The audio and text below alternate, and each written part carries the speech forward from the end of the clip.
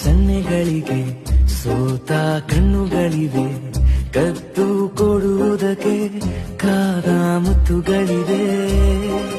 ಬೆರಳುಗಳು ಸ್ಪರ್ಶ ಬಯಸುತ್ತಿವೆ, ಮನದ ಒಳಗೊಳಗೆ ಎಷ್ಟೋ ಆಸೆಗಳಿವೆ. ಎಂತ ಬೇಗ ಈ ತವಕ ಸೇರೋ ಸಲುವಾಗಿ ಎಲ್ಲ ಅತಿಯಾಗಿ ಎಲ್ಲೂ ನೋಡಿಲ್ಲ ಈ ತನಕ.